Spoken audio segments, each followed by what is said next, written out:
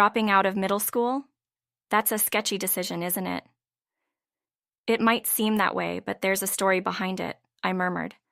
There's no need to explain. Our worlds are just different. Okay, you don't have to put it like that, I sighed, feeling the weight of her words. I'm 33, married to David, and we have a daughter named Betty, who just started first grade. Life is good, at least. That's what I keep telling myself. But lately, I've been feeling an unease growing inside me, like something's about to change. We live on the first floor of a high-rise apartment. It's convenient, especially with my growing belly. I'm 7 months pregnant with our second child, and every day feels a little more challenging. David, despite his demanding job, does everything he can to make things easier for me. He comes home early, takes care of the chores, and spends time with Betty. I love him for that. But even with all his support, something has been gnawing at me. It all started when I saw her. Emma. She was moving into our building the other day. Emma, a classmate from middle school, someone I hadn't seen since we were teenagers. When she saw me, her face lit up, but not in the way you'd expect. Mary, you live here too? Yeah, what about you? Moving in today? I replied, trying to be polite. Emma's face fell as she realized we were now neighbors. Same high-rise as a dropout. Unbelievable. I felt the sting of her words. It wasn't the first time Emma had mocked me for dropping out. Back in school, she made it her mission to remind me of my decision. And here we were, all these years later, and nothing had changed. She was still the same, and so was I, apparently. She continued, "What floor are you on?" "I'm on the 35th. "I'm on the first floor," I answered honestly. Her smug expression returned. "First floor? Makes sense. You're a dropout, after all. I'll have to invite you up to my 35th floor place sometime. Great views, you know." Emma went on about her successful career, how she worked for a major corporation, and was now starting her own business. She was using her apartment as both her home and office. "So, that basically makes me a CEO. What about you? Do you work?" "I'm in the art business," I began, but she cut me off. "Art? You mean, like drawing? That's a job?" I could feel the anger rising. Yes, it is a real job. I've turned what I love into a career. Emma ignored my words, saying, "Well, it must be nice working within the household income. What's your goal? Like $900 a month?" I stayed silent, not wanting to give her the satisfaction of a response. Her arrogance was suffocating. Just then, David and Betty arrived. "Mom!" Betty shouted, running towards me. "Oh, Mary, do you know each other?" David asked, noticing Emma. Emma's gaze shifted to David and then back to me, her laughter barely contained. "Is this your husband? In work clothes? Ha ha ha ha ha." I had enough. "Why are you laughing? That's rude." Emma didn't stop. "I wasn't laughing. He's just the type I'd expect for a dropout like you, an income family on the first floor. He must not make much either." "How dare you talk about my husband like that?" "Apologize," I demanded. "Why would I apologize?" Emma said, her voice dripping with disdain. "By the way, are you pregnant?" She finally noticed my belly. 7 months along, huh? Must be tough financially with another child on the way. Can you even afford to live here? I grabbed David and Betty and walked away, Emma's cruel laughter echoing in my ears. "See you? Come up to the 35th floor if you ever want a good view." I tried to push the encounter out of my mind, but it lingered, poisoning my thoughts. That night, after Betty went to bed, I told David everything. His face turned red with anger as I recounted Emma's words. "We should keep our distance from her," he said, his voice tight with controlled rage. I agreed. But even as we decided to avoid Emma, I couldn't shake the feeling that this wasn't the end of it. A month passed without any more encounters with Emma. Life returned to its usual rhythm, and I started to relax. Then, one day, a postcard arrived, an invitation to a school reunion. I still kept in touch with a few friends from middle school, and after a few messages back and forth, I decided to go.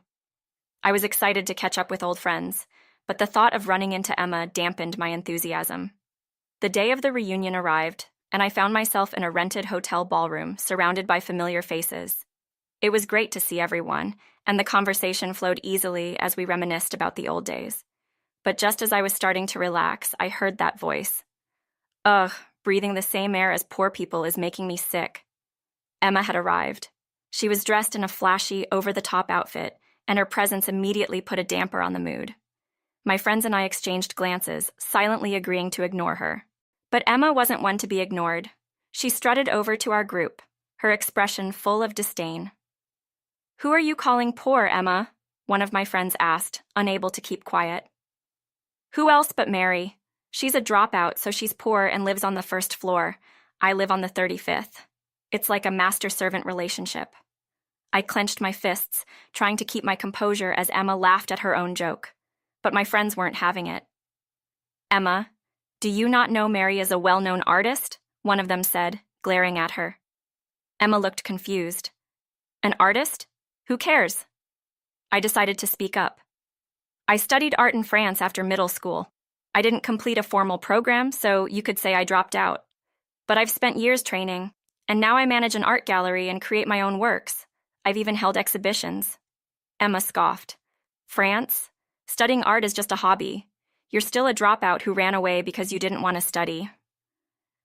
I took a deep breath, trying to stay calm. "This isn't about winning or losing, Emma. You may think I'm foolish for pursuing art, but I take my work seriously." Emma rolled her eyes. "Then why are you living on the first floor? If you're making so much money, you should be living higher up." "There's a reason we're on the first floor," I explained. "We used to live on a higher floor, but since I'm pregnant, we moved for convenience." Emma seemed unwilling to accept my explanation, but before I could say more, I saw David and Betty at the entrance.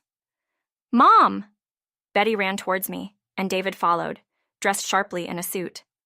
Emma's eyes widened in surprise. "Wait, who is this handsome man?" "Your husband. He was in work clothes last time. Why the suit now?" David smiled and began greeting my friends. "Thank you for always being kind to my wife. Is everything to your satisfaction? Please let us know if there's anything you need." The organizer of the reunion rushed over, beaming. "Thank you for providing this venue for free. The food and drinks are top-notch." "Really, thank you." Emma's face turned pale. You're a CEO's wife?" David noticed Emma and nodded. "Oh, we've met before. Sorry for being in work clothes last time. I was helping with a neighborhood cleanup. As the owner of the high-rise, it's important to maintain good relations with the community." Emma looked like she might faint. "You own that high-rise? Your family owns it?" David nodded again. "Yes, it's one of the properties we manage." I decided to finish what David had started. "We live on the first floor for convenience, but we also own the penthouse. You should come by sometime. The view is amazing." Emma was speechless, her face drained of color. My friends were silent too, absorbing the revelation. I turned to leave, feeling a mix of relief and sadness. I didn't want to ruin the reunion, but I also couldn't let Emma's arrogance go unchecked. As we were leaving, Emma mumbled something, but I didn't catch it. Betty, however, did. "What matters most is what's inside," Betty said cheerfully. "Never look down on people." Emma glared at Betty, but my daughter wasn't done. "Emma, if you keep making faces like that, happiness will run away from you." Everyone burst into laughter. The tension in the room dissolved, and the atmosphere lightened. Emma, now the laughingstock, turned and fled the room, her face red with embarrassment. The rest of the reunion went smoothly, and I enjoyed the evening with my friends. They had all been mistreated by Emma at some point, so Betty's words felt like a balm to old wounds. Months passed, and we never saw Emma again. Life continued peacefully, with the anticipation of our new baby filling our days. Then one evening, David came home with news. "Emma's moved out of the high-rise," he said casually as he set down his briefcase. "Oh?"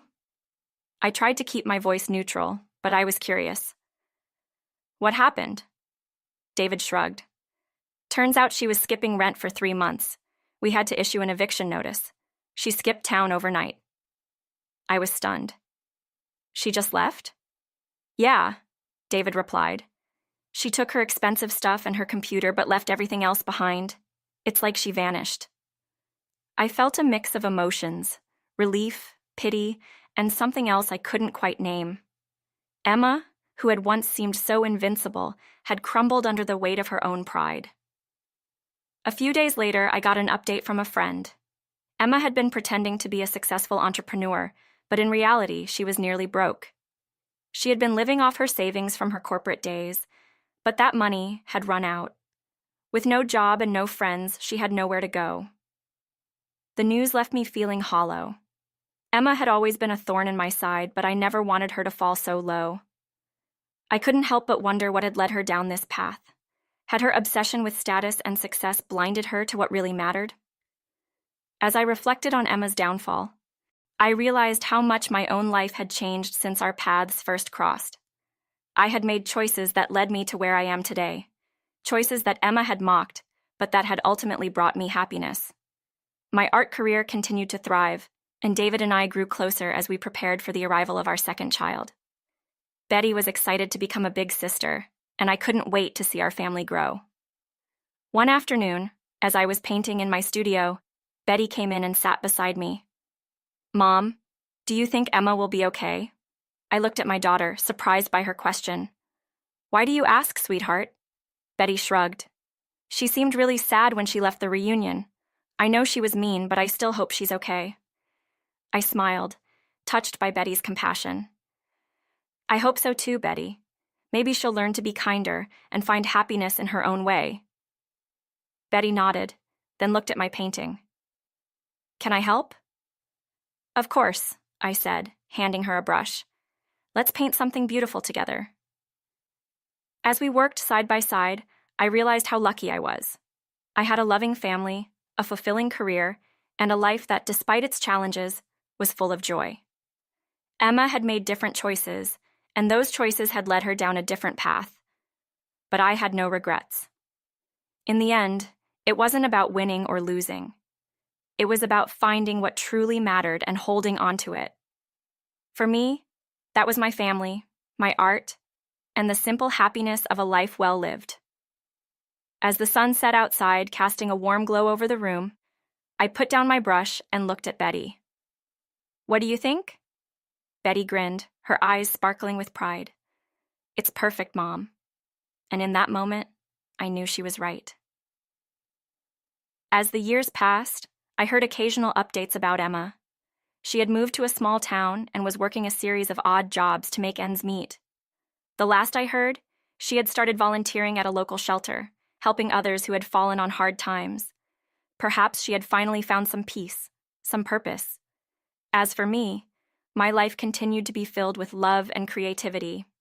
Our second child, a little boy named Ethan, was born healthy and strong, and our family of 4 thrived in the warmth of our home.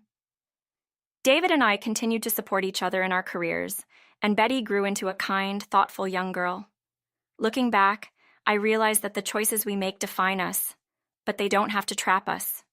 There's always room for change, for growth, for redemption.